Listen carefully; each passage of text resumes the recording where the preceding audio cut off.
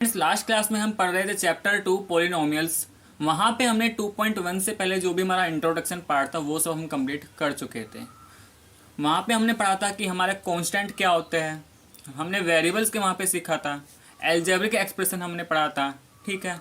फिर हमने पढ़ा था कि पॉलिनोमियल्स क्या होते हैं। पॉलिनोमियल्स में मैंने वहाँ पे आपको समझाया था कि 1 वेरिएबल क्या होता है और 2 वेरिएबल 3 वेरिएबल ये सब क्या होता है। फिर आपको डिग्री ऑफ पॉलिनोमियल भी समझाया था।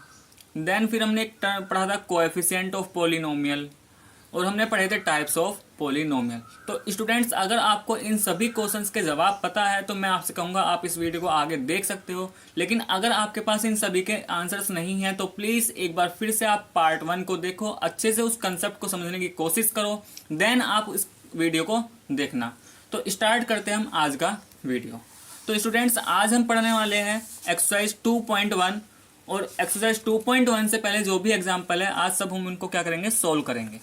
तो चलिए स्टार्ट करते हैं सबसे पहले एनसीईआरटी एग्जाम्पल 1 से। देखिए एनसीईआरटी एग्जाम्पल 1 में क्या है,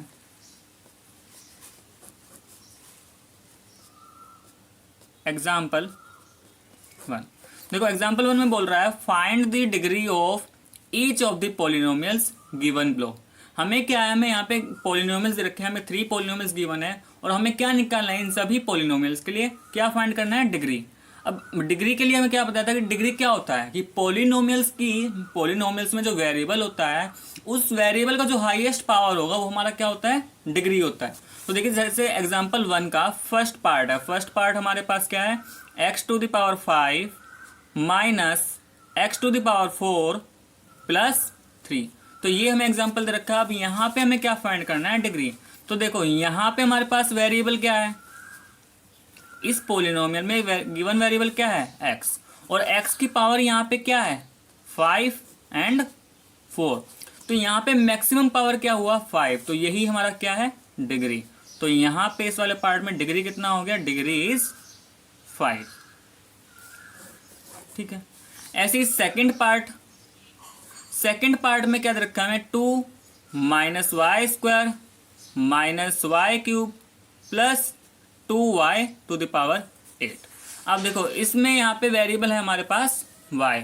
अब y की यहाँ पे पावर, इस वाले टर्म में पावर क्या है, 2, यहाँ पे पावर है हमारा 3, और इस वाले टर्म में पावर है 8। तो हाईएस्ट पावर क्या हुआ हमारे पास, 8। तो इस वाले एग्जांपल में हमारा डिग्री कितना हो जाएगा, डिग्री इज 8, ठीक है। थर्ड पार्ट है इसमें, यहाँ पे दे रखा है 2। अब देखो लास्ट क्लास में आपको समझाया था कि जो जितने भी हमारे कांस्टेंट नंबर होंगे, रियल नंबर्स होंगे, उनके लिए डिग्री क्या होगा, उनके लिए डिग्री क्या होता था, 0। तो इसका डिग्री कितना हो जाएगा, 0। या फिर हम इसको ऐसे ही बता सकते हैं कि जो 2 है, ये 2 किसके इक्वल है, 2x⁴। ये इसके इक्वल क्यों हुआ, क्योंकि x⁴ की वैल्यू क्या होगी, 1। अब यहाँ से हम देखेंगे तो वेरिएबल की पावर क्या है, 0। तो ये क्या हो गया, इसका डिग्री। तो ये था हमारा एग्जाम्पल नंबर 1। अब नेक्स्ट आते हैं हम एक्सरसाइज पे। Exercise 2.1 question number 1। देखो क्वेश्चन 1 में क्या बोल रहा है कि which of the following expressions are polynomials in 1 variable and which are not, state reasons for your answer. बोल रहा है कि इनमें से कौन से पॉलिनोमियल 1 वेरिएबल में है और कौन से पॉलिनोमियल 1 वेरिएबल में नहीं है, और फिर हमें बताना है उसका रीजन, कि उसका रीजन क्या है, ठीक है। तो चलिए स्टार्ट करते हैं इसका फर्स्ट पार्ट में जैसे हमें गिवन है 4x² माइनस 3x प्लस 7। तो सबसे पहले बात तो करते हैं कि क्या ये हमारे पास पॉलिनोमियल है, और पॉलिनोमियल है तो क्या ये 1 वेरिएबल है या 1 वेरिएबल नहीं है। तो देखो ये हमारा, अब पॉलिनोमियल्स की डेफिनेशन क्या बताई थी कि एक अलजेब्रिक एक्सप्रेशन जहां पे वेरिएबल्स की पावर क्या होती है, होल नंबर होगी। वेरिएबल्स की पावर क्या होनी चाहिए, होल नंबर होनी चाहिए, और जितने भी वेरिएबल्स है वो सभी हमारे न्यूमरेटर में होंगे। तो देखो यहाँ पे वेरिएबल की पावर क्या है, 2, होल नंबर है। वेरिएबल की पावर क्या है यहाँ पे, अब कुछ भी नहीं, तो इसका मतलब क्या है, 1 है। तो ये भी क्या है, एक होल नंबर है, ठीक है। और सभी वेरिएबल्स क्या हमारे न्यूमरेटर में प्रेजेंट कर रहे हैं। तो ये क्या हमारा पॉलिनोमियल्स होगा। और क्या ये पॉलिनोमियल्स 1 वेरिएबल है, हाँ ये पॉलिनोमियल क्या है हमारा, 1 वेरिएबल में है। क्यों, क्योंकि इस पूरे पॉलिनोमियल में जो वेरिएबल है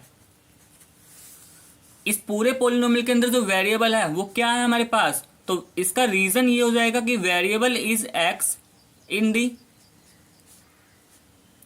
होल पोलिनोमियल। इस पूरे पोलिनोमियल के अंदर जो वेरिएबल है वो क्या है, एक्स है, यानी कि एक ही वेरिएबल है, तो इसलिए क्या हो गया, ये हमारा पोलिनोमियल तो होगा और वन वेरिएबल में होगा। ठीक है, ऐसे ही नेक्स्ट पार्ट आता है हमारा y square plus root two. अब क्या ये हमारा पोलिनोमियल है, देखो यहाँ पे वेरिएबल्स की पावर क्या है, 2 है, और वेरिएबल्स हमारा न्यूमरेटर में है, तो ये हमारा क्या हुआ, पोलिनोमियल्स हुआ। ठीक है, तो पोलिनोमियल तो है, और क्योंकि इस पोलिनोमियल में केवल एक ही वेरिएबल है, ओनली वन वेरिएबल, तो इसलिए हम इसे क्या बोलेंगे, पोलिनोमियल इन वन वेरिएबल। तो ये भी क्या है, हमारा पोलिनोमियल है और वन वेरिएबल का पोलिनोमियल है। ठीक, नेक्स्ट पार्ट आता है हमारा 3√t plus t under root 2। अब देखो, अब अगर मैं यहाँ पे देखूँ ऐसे ही, इसको t की पावर यहाँ पे क्या है, 1 है, यहाँ पे t की पावर 1 है, लेकिन ये t क्या है हमारा, स्क्वायर रूट के अंदर आ रहा है। तो देखो क्या मैं इसको ऐसे लिख सकता हूँ, 3, हमने पढ़ा था कि स्क्वायर रूट ऑफ t, हम यहाँ पे अगर रूट हटेगा तो t की पावर क्या हो जाएगी, 1/2, और इसको मैं लिखता हूँ रूट 2 इंटू टी। तो देखो यहाँ पे हमारी दो टर्म है, इस वाले टर्म में जो t है हमारा वेरिएबल, यहाँ पे वेरिएबल की पावर क्या है, 1 है, और यहाँ पे वेरिएबल की पावर क्या है, 1/2। तो होल नंबर क्या है, ये होल नंबर नहीं है, ये तो हमारा क्या हुआ, रेशनल नंबर हुआ, नॉट होल नंबर। ठीक है, तो अब देखो यहाँ पे इस वाले एक्सप्रेशन में वेरिएबल तो एक ही है, लेकिन वेरिएबल तो हम तब देखेंगे ना, पहले तो बात तो ये हमारा एल्जेब्रिक एक्सप्रेशन है, ये हमारा पोलिनोमियल्स ही नहीं है, तो वन वेरिएबल या टू वेरिएबल की तो बात ही नहीं करनी हमें। जब ये हमारा पोलिनोमियल ही नहीं है तो हम वन वेरिएबल या टू वेरिएबल तो इसे चेक ही नहीं करेंगे। तो ये हमारा वन वेरिएबल में है, लेकिन ये क्योंकि यहाँ पे पावर क्या है हमारी, रैशनल नंबर, तो यहाँ पे क्या बोलेंगे कि it is not polynomial, it is not polynomial. और अगर आपको इसका रीजन देना हो तो रीजन में क्या लिख दोगे, because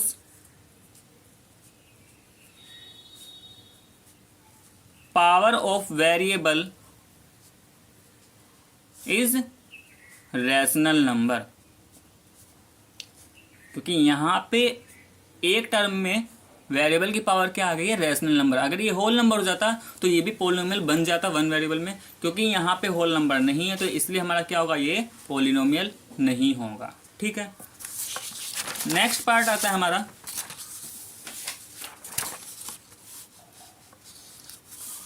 fourth part, y plus 2/y।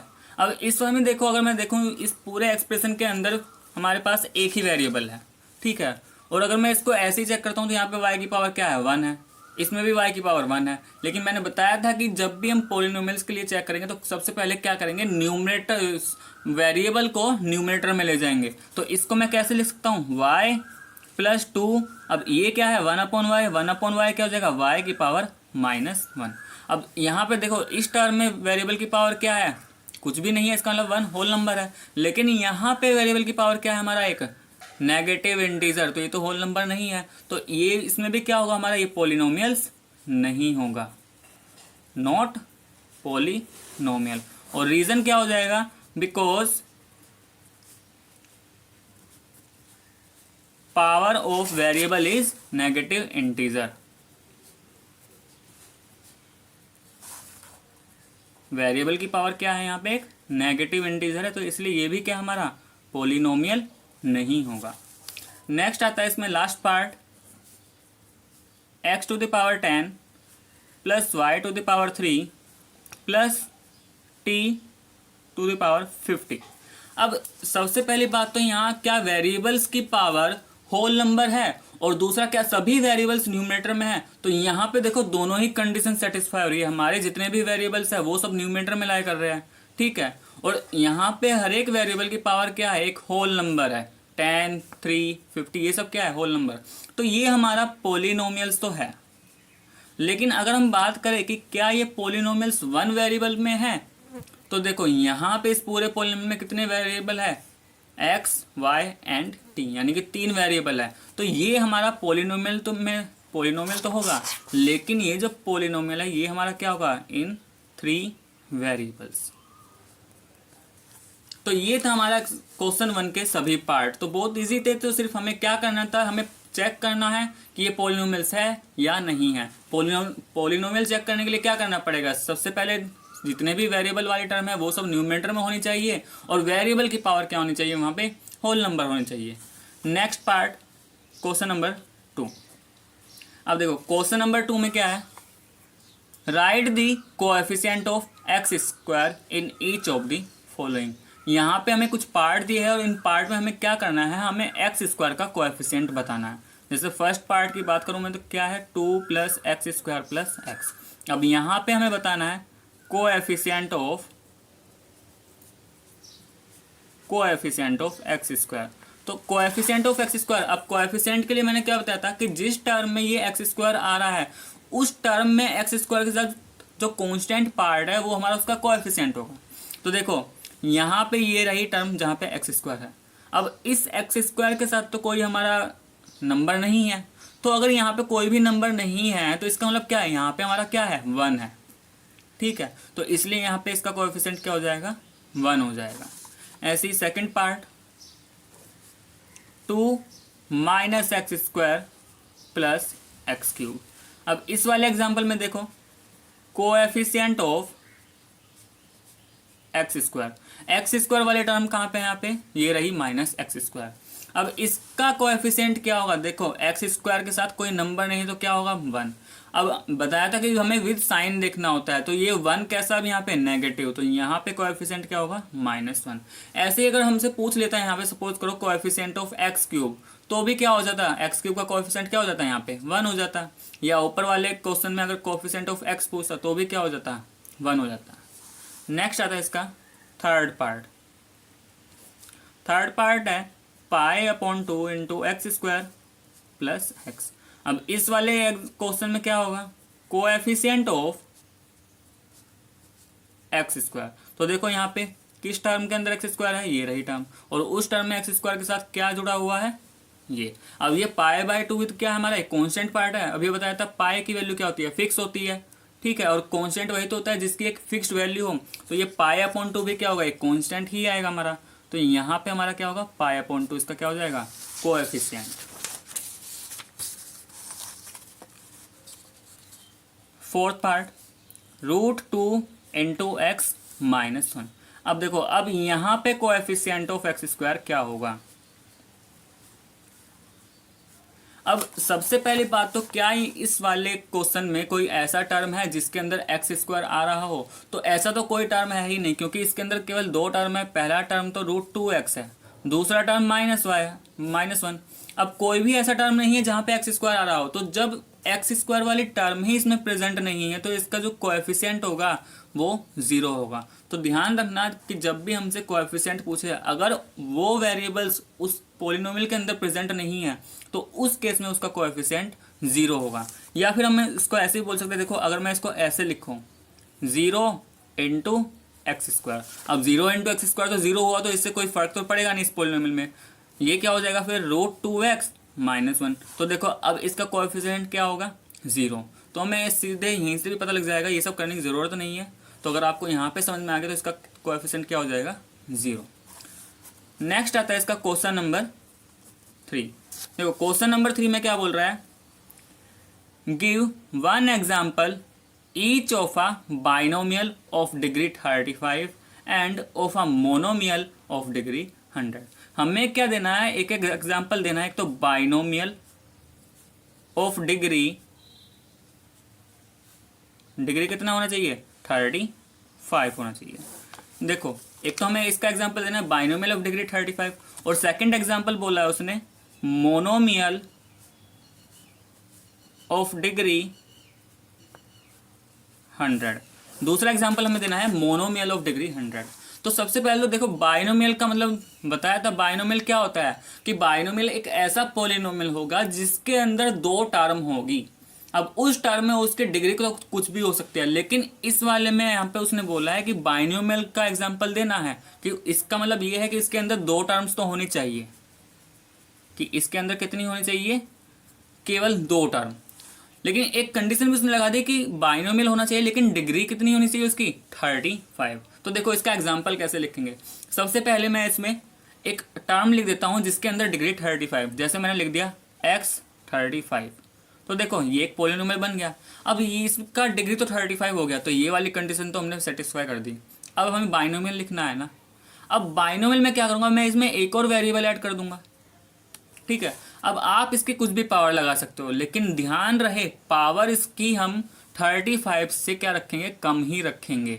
क्यों, जैसे हमने 6 रख दिया, यानी कि 35 से हम 34 33 कुछ भी रख सकते हैं अप टू 0, लेकिन 35 से ज़्यादा नहीं, ठीक है। नहीं तो वो किस में पहुंच जाएगा, फिर तो उसका डिग्री क्या हो जाएगा, हाईएस्ट पावर हमारी डिग्री होती है ना। मान लो मैंने यहाँ पे इससे को 40 कर दिया होता, तो फिर इसकी डिग्री तो 40 बन जाती। तो इसलिए ध्यान रखना है इसकी पावर क्या हो जाएगी, x 35 प्लस y 6। ऐसे ही हम बहुत सारे एग्जाम्पल दे सकते हैं। हम इसके आगे 2 भी लगा सकते हैं, 3 भी, कोई कॉन्स्टेंट पार्ट भी ऐड कर सकते हैं। जैसे हमने कर दिया 2x 30 प्लस 4x 35। तो ये भी क्या हो गया, हमारा बाइनोमियल हो गया। 2 टर्म है यहाँ पे और वेरिएबल की हाईएस्ट पावर क्या है, 35। तो ये भी क्या हो गया, बाइनोमियल। ऐसे ही मोनोमियल का एग्जांपल देना है। मोनोमियल का मतलब क्या है कि एक टर्म, केवल उसमें सिंगल टर्म होनी चाहिए और डिग्री उसकी कितनी होनी चाहिए, 100। तो इसमें तो बहुत सारे एग्जाम्पल बन सकते हैं। जैसे हमने x 100 हो गया, 2x 100 हो गया, ठीक है, y टू द पावर 100 हो गया। ऐसे ही हम बहुत सारे एग्जाम्पल बना सकते हैं। हम कुछ भी लिख सकते हैं, 4/3 y टू द पावर 100। देखो ये इन सब में एक ही टर्म है और सभी का डिग्री क्या है, 100 100। वेरिएबल चेंज हो सकता है, लेकिन हमें सिर्फ क्या देखना है कि टर्म एक होना चाहिए और डिग्री 100 होनी चाहिए। तो ये था हमारा क्वेश्चन नंबर 3।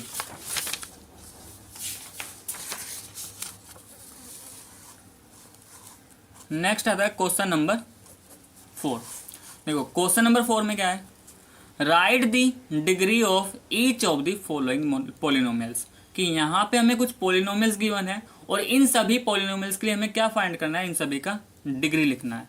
तो सबसे पहले हम लेते हैं 5x³ plus 4x² plus 7x। तो देखो इस वाले केस में हमारे पास वेरिएबल क्या है, x है। वेरिएबल क्या है, x है।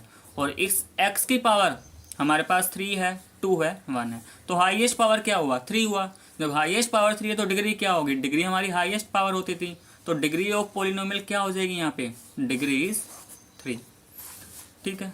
Second part 4 minus y²। अब यहाँ पे देखो इस वाले केस में वेरिएबल y है और y के यहाँ पे केवल एक ही पावर है, तो हाईएस्ट पावर तो हमारे पास यही हुआ 2। तो यहाँ पे इस वाले केस में डिग्री कितनी हो जाएगी, degree is 2। Third part 5t minus √7। देखो इस वाले एग्जाम्पल में अब देखो यहाँ पे हमारे पास एक ही वेरिएबल और उसकी हाईएस्ट पावर क्या है, यहाँ पे कुछ भी गिवन नहीं है। इसका मतलब क्या है, यहाँ पे 1 है। तो इसके लिए डिग्री कितनी हो जाएगी, यहाँ पे डिग्री इज 1। फोर्थ पार्ट में आता है 3। अब ये 3 क्या है, ये तो हमारा एक कांस्टेंट नंबर है। ये हमारा क्या है, एक कांस्टेंट है। और मैंने बताया था पहले कि कांस्टेंट नंबर हो या कोई रियल नंबर हो तो उसके लिए डिग्री क्या होती है, उसकी डिग्री कितनी हो जाएगी, डिग्री इज 0। अच्छा एक और क्वेश्चन है, अगर मैं आपसे कहूँ कि हमें 0 दे रखा है तो इसकी डिग्री क्या होगी। अभी बताया था कि ये भी हमारा एक कांस्टेंट है, लेकिन इसकी डिग्री क्या होगी, degree is undefined. Last class में समझाया था कैसे ये अनडिफाइंड आता है। तो इसका डिग्री कितना होगा, अनडिफाइंड, ठीक है।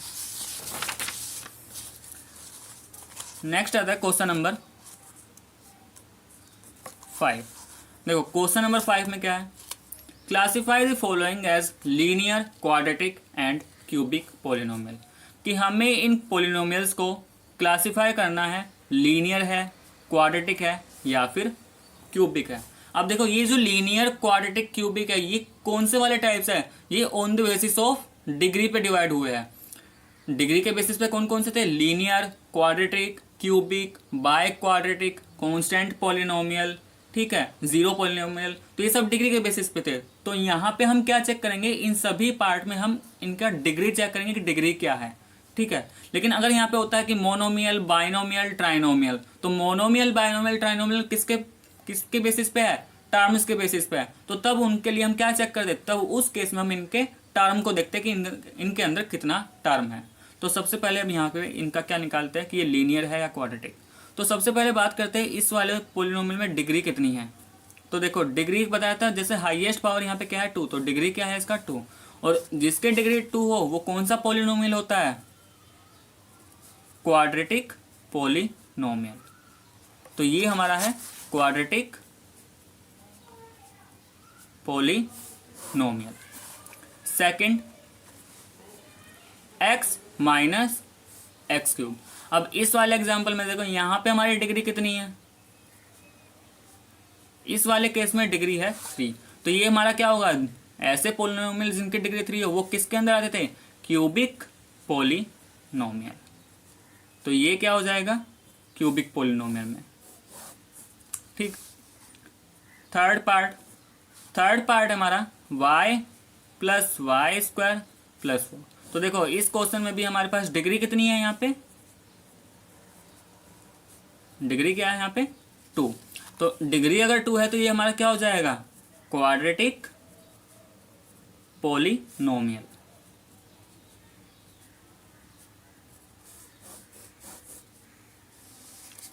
फोर्थ